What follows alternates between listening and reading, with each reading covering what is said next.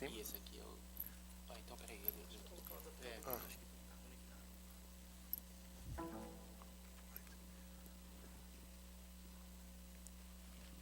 Okay. Okay, let's start. Let's see the time. Okay, that's fine. Okay, firstly, I'd like to thank the organizers for inviting me. It was a great pleasure because part of this work here was done at Bath and another part here at IMPA. So first, I'd like to describe our problem. Imagine that you have a wave traveling to the right with velocity c, and some friend of you asks you the following question: what is the particle trajectory of the part located at the point x0, y0? Just because this guy is your friend. Okay, in this talk, I will try to answer this question in two scenarios. Case one, when we have the first surface interact with a current, a constant current, and in the case number two, when we have the wave interact with a current which vary with the depth. In the case number one, the flows is in rotational. In the case number two, we have a flow with constant vortice, which changes completely the analysis, and in this case, it's more complicated. Okay, case number one. I'm going to give an answer for this question under the following assumptions. First, our wave, we assume that it is periodic and traveling, and the velocity field u, which is represented by u and v, are symmetric and symmetric. That's okay? Everything is with me? Okay. This question in this case, is easy to answer. Actually, I'm sorry, because I like to be near of the audience, you know. Maybe dangerous. It's dangerous, yeah. I'd like to feel the audience. What do you mean symmetric with respect to this? Even and the odd. Even function and the odd function, you know. Okay, this question was answered by Constantine and Strauss in a beautiful place. I recommend those that like analysis. This paper is very beautiful. And they show that the possible partners of trajectory partners are those listed here in this table. And for the case where we don't have current, I mean, where kappa is 0, the only possible trajectory is loop in direction of the wave. And I'd like to point out here, this case here, where kappa is less than 0, which means that the current is against the wave. In this case, a special particle, a special trajectory happens. We have closed the orbitals. We did a numerical method to reproduce these results. And we also find some non-smooth trajectories like this and this. So now I'd like to show you our simulation for this case. In this case here, we have a current with a negative current, which means that the waves is in a direction, the current is in an opposite direction. But look that in this case, as Constantine and Strauss said, we can find in certain regimes closed orbits.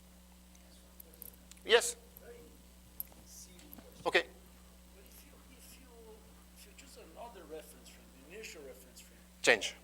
So exactly. So Yes, we need. change because which frame do you use? Actually, here I'm assuming that the mean, the average of the horizontal velocity at the bottom is zero. This is the frame that I'm using here. You understand me? The average of the horizontal velocity on the bottom is 0. This is the frame. If you change the frame, you know. Okay. Okay. Thanks for the question. Okay, let's now talk about the case number 2, where this case is more complicated. So the question is the same. The assumptions are the same, but now the current change with the death. Change linearly with the death. Okay, this case is more complicated. Firstly, there isn't analytical results for patterns of the trajectories. So the only results that we have are numerical results. I mean, for the particle of trajectories in the lab frame. One of the most, I would say, most important numerical results about this problem is from Teles da Silva and Peregrine, where they show that in certain regimes, we have stagnation points. This figure here are the streamlines. But they don't know where is located at this point. They also show that in certain regimes, the minimal pressures is inside of the flow, what is completely unexpected. Vazan and Oliveiras also has a paper about this problem, where they also indicate that in some regimes we have stagnation points inside of the flow, and in certain regimes the minimal pressure is inside, and also the maximal pressure is on the bottom. Look where is the maximum. It's not. It isn't below the crest. Our results about this subject. Firstly, we compute particle trajectories, which is new. Particle trajectories in the lab and the moving frame. Secondly, we compute precisely the location of the stagnation point. Third, we find some pressure anomalies as Teles da Silva, Peregrine, and Vazan Oliveiras. So now, my friend Francisco might be thinking, what kind of miracle we did to get these results? So I think it's time to show you our numerical method. What you did is the following. First, just for remember, U is our velocity field. We split the velocity field in two terms. One that comes from the wave, and another one that comes from the shear flow. After that, we rewrite the Euler equations in terms of phi. Phi is the term that comes from the wave. For those that are used with fluid dynamics, the boundary conditions for the free surface here is the kinematic condition. Here's the Bernoulli condition. Look here. Here's the vorticity, and here appears this function here psi, which is the harmonic conjugate of phi. So what we need to solve here is this Laplace equation. But remember that I told you that our wave is a traveling wave. So what we do is change the variables for the moving frame. When we do that, our wave is fixed. It's easy to solve this problem. It's easier compared to the first one. But, okay, solve Laplace equation in arbitrary domain is not easy, especially because you don't know this boundary condition here, the surface. So what you do, the first step is find the elevation, the profile of the surface, the free surface, then solve this Laplace equation. How do you do that? We construct a transformation which maps the physical domain in a strip. Once you do that, we can solve the Laplace equation, this Laplace equation, in this strip. What is this? What is this? But before construct this transformation, we need to know who is the free surface. We do the following. We rewrite the kinematic condition and the Bernoulli condition in the canonic domain, combine these two equations in one equation. It's something like this. And note that now we have one equation and four unknowns. The free surface, the velocity of the wave, the Bernoulli constant, and D, which is the depth of the strip. In order to solve this equation, we complete the system and find C, B, D, and the free surface. Once that we have the free surface, okay, we can construct this map. We construct this map. Once that we have the map, we can compute orbits. We compute orbits in the canonic domain, then use the map and we plot the orbits in the physical domain. Everybody's follow me? Okay. So now it's time to show you trajectories. Let's give play here. In this case, look that we have this wave, the steepness of the wave of this wave is 0.04, which is a nonlinear wave, and the vortice is 7. Let's play. Okay. I like to see this animation. Strange. Clodoaldo is looking at me like, okay, this is strange. Okay. Look this kind of trajectory here. Look that this trajectory is just a straight line. What it means that the velocity, the vertical velocity here is 0, and this point here is traveling with the same velocity of the wave, which means that this trajectory corresponds to a stagnation point. In the lab frame, yes. In the lab frame, thanks. In the lab frame.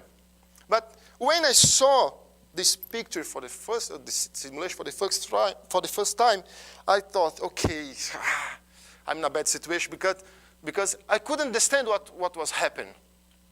So, but now let me show you what happened when you see the particle trajectory in the lab frame, in the move frame at the same time. The same trajectories, the same particles.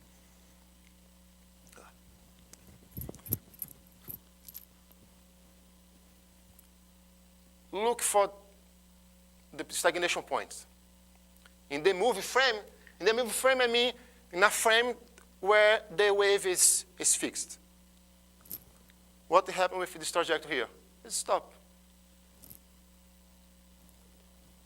So when we see now the trajectory of the movie frame, okay,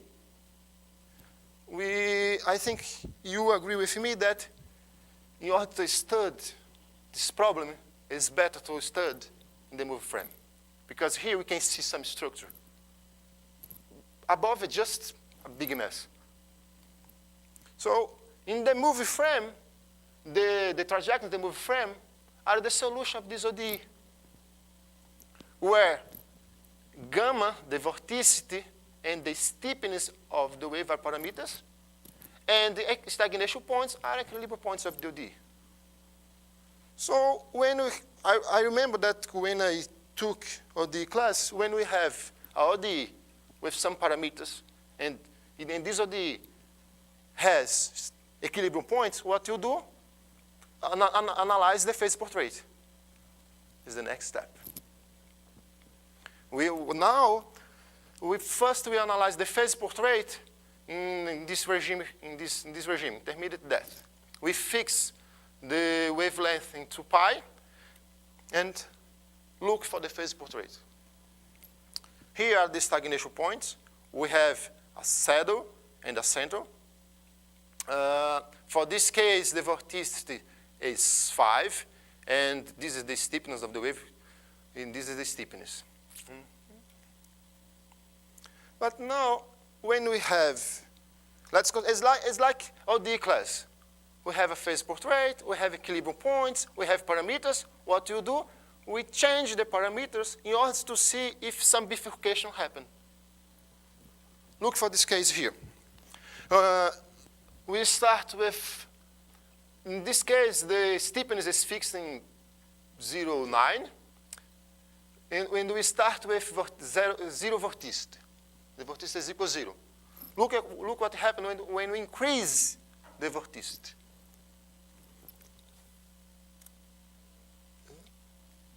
Oops. For a specific, just look that when we increase the vorticity, stagnation points appear, or equilibrium points of the year appears. Some bifurcation is happening here when we change this parameter. So if you have bifurcation, we need to study the bifurcation in a correct space, in a parameter space. Remember that our DE has two parameters, the vorticity and the steepness. So in the parameter space, we don't have a bifurcation point. We have curves, bifurcation curves. So let's explain what happens here. If you choose a steepness and vorticity in this point number 1, we have some phase portrait like this.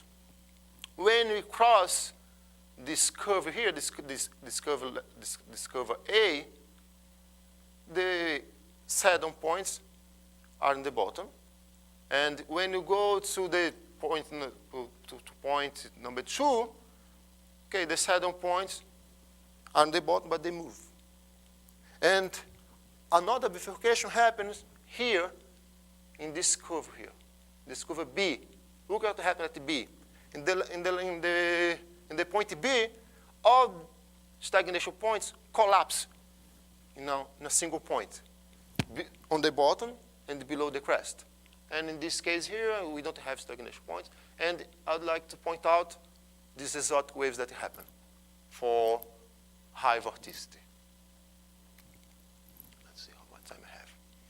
Okay, I'm talking about stagnation points, I'm talking about equilibrium points, I'm talking about bifurcation, but stagnation point is also important because they change the pressure. Look what happened when the stagnation points appear on the flow. Here on the top we have the phase portrait, and here is the pressure contour. This red dot here is the maximum pressure. S is natural, imaginary. The maximum pressure is below the crest. That's right, Cassio? Now look what is happening when we increase the vorticity and the stagnation points appears on the flow. Okay, stagnation points, saddle points, look for the maximum pressure. Where is? The maximum pressure follows the saddle points. And now, to understand better this case, look for this picture here. Some pressure anomalies in another regimes. Here we have short waves. In this case, the stagnation points are inside of the flow. And now, look for the maximum pressure. It's inside of the flow. Look for the minimum pressure. It's also inside of the flow. So the stagnation points are important not only because it's beautiful to analyze ODEs.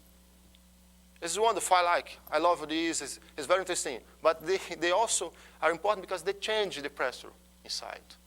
Some exotic things happen when they are there. So future works about this problem. I'd like to understand better how that exotic waves happens. This is one thing that I want to study. And another thing that I want to study is drop the assumption of traveling wave. I would like to compute the evolution of the wave and do the same analysis that I did before. Here is the reference, and thanks to the University of Bath for the period that I have been there. It was wonderful, and thanks you for the patience.